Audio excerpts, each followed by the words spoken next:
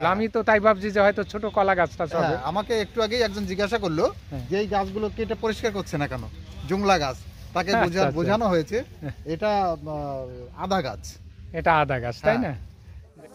কি সেটা? দেখুন এইটা হচ্ছে চই ঝাল বা চুই ঝাল বলে এটাকে অনেকে। ভীষণ ভালো, মাংসের মধ্যে দিলে খুব টেস্টি হয় এবং ঝাল ঝাল প্রকৃতির লাগে এটা। এবং এটা খেলে ঠান্ডা কাশি এইগুলো কম কম হয় মানুষের শরীরে। এটা তো লতানো গাছ, তাই না? হ্যাঁ, গাছটা বেশ বিভিন্ন গাছকে আঁকড়ে ধরে এরা বেঁচে থাকে, উপরের দিকে যায়। আম গাছে হয়, জাম গাছে হয়, এইগুলো বিভিন্ন গাছে হয়। এই যে আমরা যেখানে দাঁড়িয়ে রয়েছি বেশ বিশাল একটা পুকুরের মতন দেখাচ্ছে, তাই না? খুব বড় একটা পুকুর বলে বোধ হচ্ছে। আচ্ছা, এই জায়গাটা কি? অ্যাকচুয়ালি এই জায়গাটা হচ্ছে আমাদের এমএলএ মাননীয় স্বপন মজুমদারের ভেড়ি। আপনারা দেখতে পাচ্ছেন কত সুন্দর করে পাট বাঁধানো আছে এবং এই ভেড়ির মধ্যে প্রচুর পরিমাণে মাছ আছে। কাতলা, ভেটকি, চিতল, বিভিন্ন প্রজাতির মাছ এখানে আছে।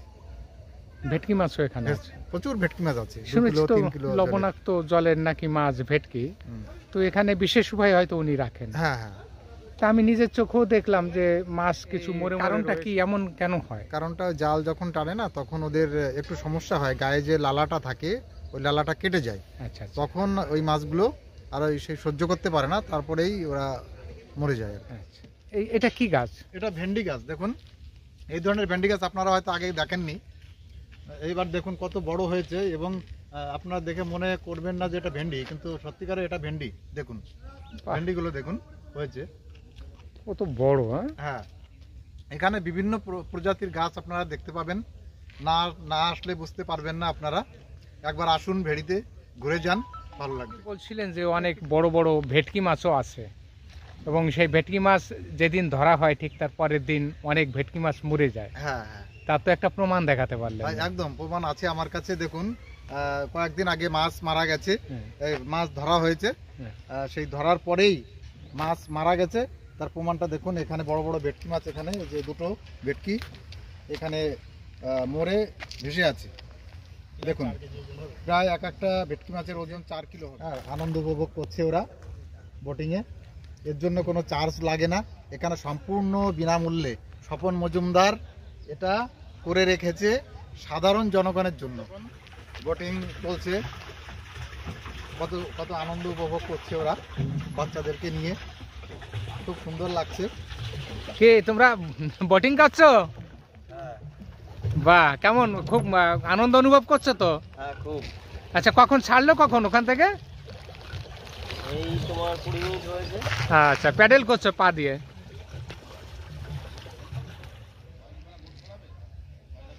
হ্যাঁ হ্যাঁ, একদম চলে আয় চলে আয় চলে আয়। এখানে আপনি কি দেখাতে চাইছেন? এখানে দেখাতে চাইছি দেখুন উচ্ছেগুলো, এই যে ছোট ছোট উচ্ছে এসছে, বড় উচ্ছেগুলো এই দিন পেড়ে নেওয়া হয়েছে, যেগুলো বড় ছিল। হ্যাঁ, আবার এই নতুন নতুন হচ্ছে, ছোট বড় ফুল আসছে, বিভিন্ন রকম উচ্ছে। আচ্ছা, তারপরে আছে বেগুন গাছ। দেখুন 3-4 রকম বেগুন গাছ এখানে আছে। বড় বড় বেগুন হয়েছে, ওখানে গোল বেগুন আছে, লম্বা বেগুন আছে, মানে যাকে মাকড়া পিছনে গেলে মাকড়া বলে, ভাঙড় বলে, সেগুলো আছে। আর দেশি বেগুন তো আছেই। হ্যাঁ হ্যাঁ, দেখুন এখানে একটা দেখাচ্ছি আমি, এই দেখুন দেখুন। বাহ, সত্যি তারপরে অসাধারণ গোল বেগুনগুলো আছে। আপনি পুঁই শাকের কথা বলছিলেন? হ্যাঁ হ্যাঁ, আসুন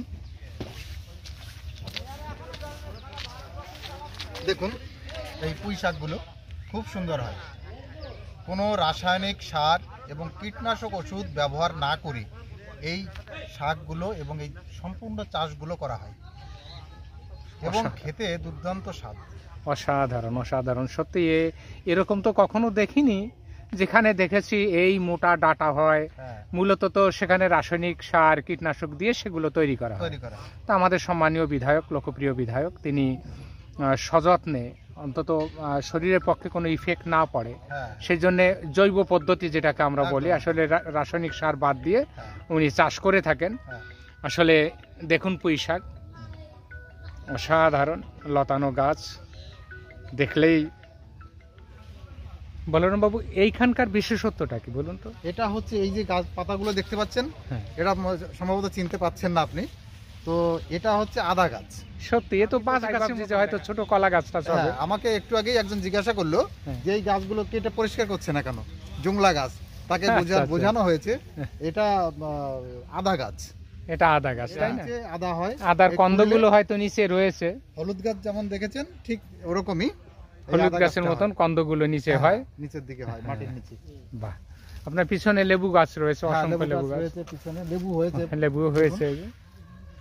দেখুন এই যে ছেড়ো একটা। একেবারে কি বলবো বলে বোঝাতে পারছি না, হুম। পাতি লেবু বলি বটে। দেখুন এখানে আপনাকে এত কৌতূহলী দেখাচ্ছে কেন? আচ্ছা, এই গাছটা চিনতে পাচ্ছেন নিশ্চয়ই, এটা সবেদা। হ্যাঁ, সবেদা গাছ আমি আগে পরে দেখেছি, সে তো হ্যাঁ। অনেক আগেই দেখেছি। হ্যাঁ, সবেদা গাছ। এই দেখুন, আপনাদের দেখাই, এই দেখুন কি সুন্দর সবেদা হয়েছে, দেখুন বাহ, দেখুন। অসাধারণ। এবং অনেক আগে থেকেই সবেদা হচ্ছে এই গাছটায়, সুন্দর। সত্যি এখানে এই পাশটায় আখের চাষ করা হয়েছে, কিছু আখ লাগানো হয়েছে। এই সাইডটা দেখুন। দেখুন আমরা আগেই বলেছি জৈব পদ্ধতিতে চাষ করা ফুলকপি। ফুলকপি আছে, ওলকপি আছে সাইড দিয়ে প্রচুর, ওই পাশটায় আছে। দেখুন। চারিপাশ ঘুরে ঘুরে দেখালাম আজকে আপনাদের। সম্মানীয় বিধায়ক তার ভেড়ি, সেই ভেড়িতে কিছু দৃষ্টিনন্দন বিষয় রয়েছে, যা বাচ্চাদের প্রতি ওনার অগাধ ভালোবাসা, সীমাহীন ভালোবাসা। সেই ভালোবাসা থেকেই হয়তো বা বোর্ডটা ওখানে করেছেন, একদম, তাই না? একদম, ভালোবাসা। নিজে তো চড়ে দেখেন না, হুম। কিন্তু লোকে যাতে আনন্দ উপভোগ করতে পারে, একদম। সেজন্যই ওটা ওই বন্দোবস্তটা করে রেখেছেন। সকলের জন্য এই ভেড়ি, যে দরজা খোলা থাকছে, আপনারা আসুন এখানে আনন্দ উপভোগ করুন। বলরাম বাবু, এইবার যেখানটায় আমরা দাঁড়ালাম, এখান থেকে পুরো ভেড়ি। ভেড়ি, পুরো ভেড়িটাকেই আমরা এখান থেকে ধরতে পেরেছি, তাই না? আর বোটিং যারা করছে সেটাও আমি পিছনে দেখাতে পাচ্ছি। তো অন্তিমে আমরা যেটা দেখলাম, আপনার কি বলার আছে বলুন। আমি এটাই বলবো যে স্বপন মজুমদার মাননীয় বিধায়ক আমাদের সকলের কাছের মানুষ, কাজের মানুষ, তিনি আমাদের এলাকার সকলের জন্য এই ভেড়িটা সুন্দরভাবে করে নিয়েছে। এবং শুধু ভেড়ি নয়, এটা একটা পার্কে রূপান্তরিত হয়েছে সকলের জন্য। এলাকার এই ভেড়ির দরজা খোলা থাকছে, আপনারা আসুন, আনন্দ উপভোগ করুন। এবং সকলকে আসার জন্য আবার অনুরোধ করব এখানে।